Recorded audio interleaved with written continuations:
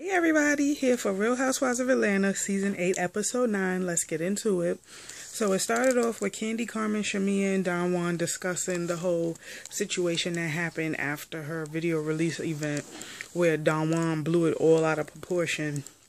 And one thing I was really happy about was that Shamia was there and Shamia told the story the way it needed to be told. And, Don Juan, big defensive ass, like, I'm listening, I'm gonna make sure the story is told the way it needs to be told. And I'm like, you are such a queen. Oh my gosh. Like, Don Juan be ready. You can tell he be ready to gossip. He be ready to throw shade. So, Shamia's telling, like, hey, this is what was said. And Don Juan was like, well, when I came in on the tail end of that. And, Phaedra wasn't really saying much, but Portia was getting aggressive, talking about, oh, y'all fell out over some money. And I'm like, again, Portia never said that. Portia just said, okay, so the problem isn't really with Candy, it's with Todd because of the whole money situation. That's what Portia said. Never once did Portia say, y'all fell out over some money. Like, shut up, Don Juan. So, what else happened? So here come Carmen adding her 2 cents, talking about you don't have enough money to finish paying for your product, but you walking around here in a new bag and new clothes and new shoes. That's $5,000 right there. Give me my money. And then on top of that, you went in and bought yourself some new titties. And I'm like, y'all really believe Phaedra got her boobs done? Because I don't see no difference. And I mean, there are such things as push-up bras. I'm pretty sure if Phaedra got a boob job, Phaedra would have admitted it at some point. Well, there are a few things that Phaedra did lie about. But it doesn't look like Phaedra had a boob job. Phaedra was always like a medium-sized B-cup looking chick anyway. But I'm like, why y'all so concerned about that anyway? Like, so Candy was like, well, they've never said anything to me, so I'll be confronting them about the whole situation. And then here come Don Juan throwing shade at Portia, talking about she ain't even know where the Underground Railroad is. She don't even know what gossip mean. And I'm like, Don Juan, you don't know what shut the hell up and go drink a glass of water mean. Because you are so thirsty. Like, you wanna... When Nene called Peter a bitch, I was here for it, but I wasn't here for it because she did say it like from the depths of her soul. Nene should have directed that bitch to Don Juan because Don Juan is fighting hard for his peach for next season. And these 2 episodes, I'm just super annoyed with him.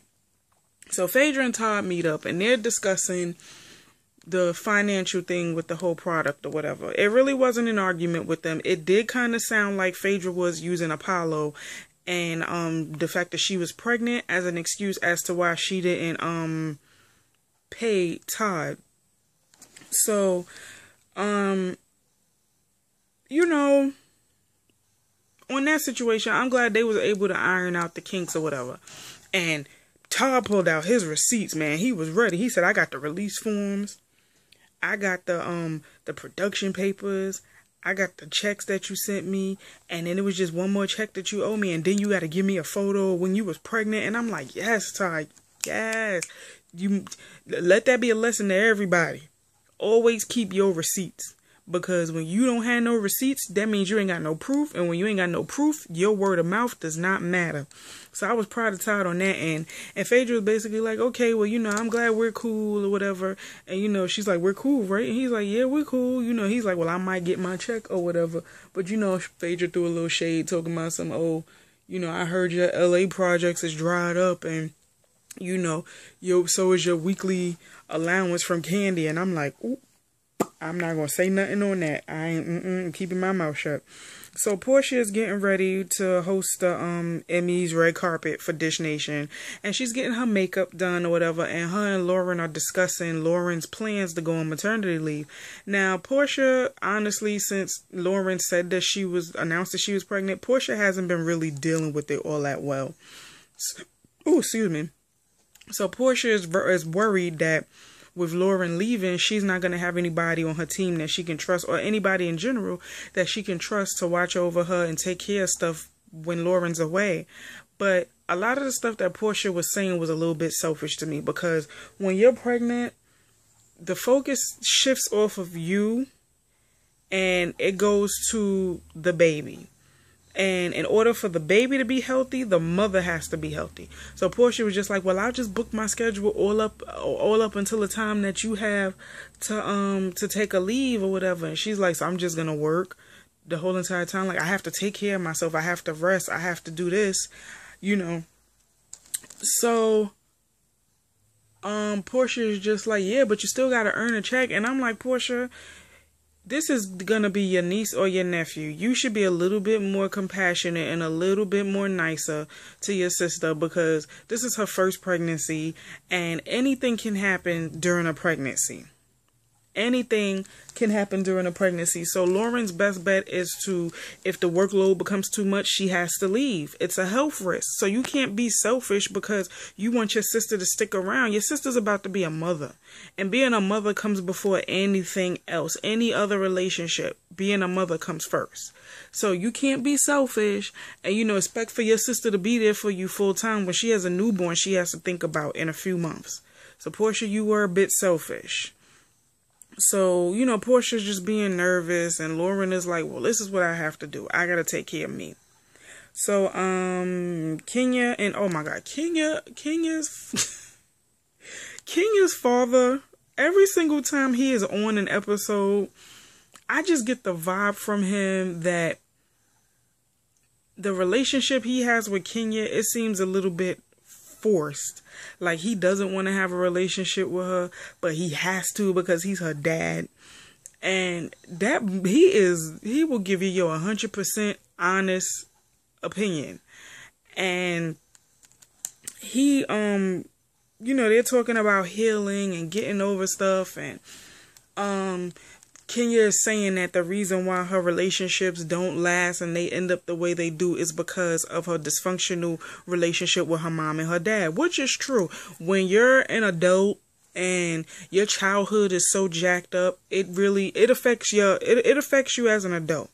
When your childhood is messed up, you have to recover from your childhood as an adult, and that's very hard to do. Exhibit A. So she's just like, she just needs to date and just, you know, see what's out there. She's not going to settle for just anything. And her dad is basically like, you know, well, you know, date and see what's out there, but, you know, keep a scorecard or something like that, he was telling her. So, you know, they just said that they're going to work on their relationship and she's going to take him to see more Manna and all that other stuff. So Cynthia and Marlo are setting up for her eyewear appreciation party, and Cynthia's saying that, you know, she already had the launch, but because so many people are promoting it and, you know, showing support, she wants to have an appreciation party for those who have been supporting her.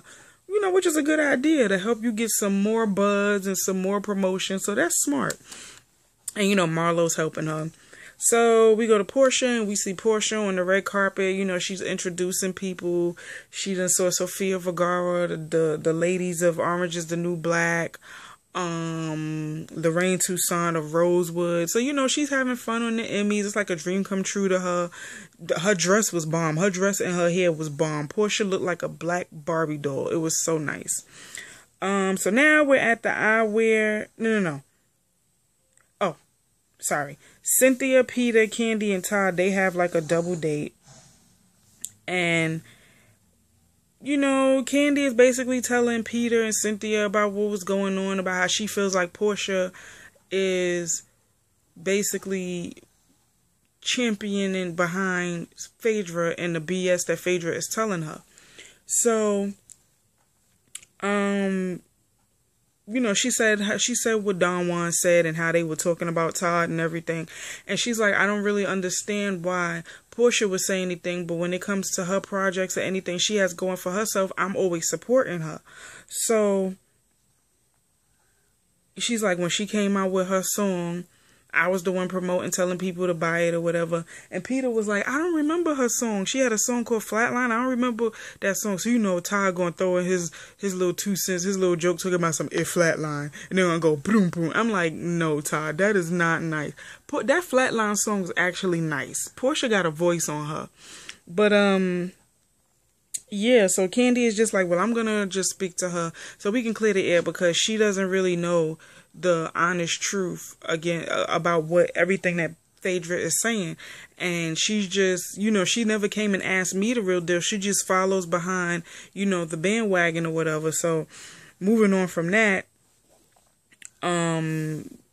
they were talking about like opening up a restaurant, and Cynthia gave her honest opinion about the restaurant business, and she's saying she doesn't think it's a good idea because it does cause strains in relationships, and she felt like the business with Peter ran better when he was there as opposed to him not being there. So I guess the reason why Bar One and Sports One is still good is because Peter is more hands-on, whereas when he had Uptown I guess like failed or whatever for whatever reason, I guess because Peter wasn't there often.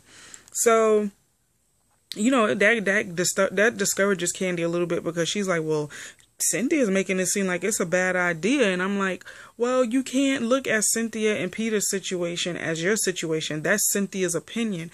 But if you feel like you really want to open up a restaurant, start small and then work your way up. Candy, you are like a gazillion, bazillion, bajillionaire. You gonna work it out. So, at the eyewear appreciation event, the ladies arrive.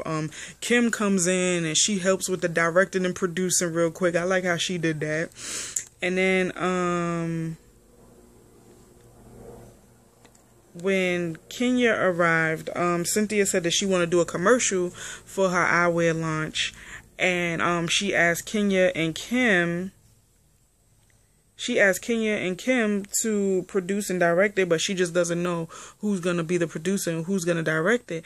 And Kim was like, well, it's all about what'll work for your product or whatever.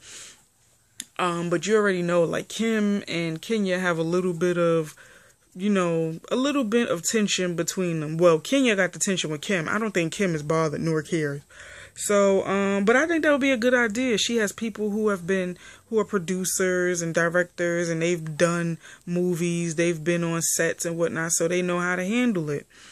So Candy arrives with Don Juan and Carmen, and, Portia arrives next, and she says hi to everybody. She was nice about it. She said hi to Candy. She said hi to Don Juan. She wasn't rude. But as she's going around and she's talking to people, you hear Don Juan say, oh, she's so phony. I'm like, that's not being phony. That's being a grown-ass woman. If she'd have walked in there and not said anything to you, then you would have been like, ugh, this bitch. So shut up, Don Juan. You were just, you irk my soul. Gosh. So, Portia pulls Candy to the side and she's like, hey, I'd like to clear the air with you. I'd like to talk to you in private to let you know everything that's happened because Shamia told me that she spoke to you guys. So her and Candy going out there to talk private. Here goes Don Juan. I don't really think Candy should be out there talking to her by herself because we were in the conversation too and we want to tell the truth or whatever. So Kenya's like, well, then go. I'm like, here we go, Don Juan. So they go and they meet up with Candy and Portia.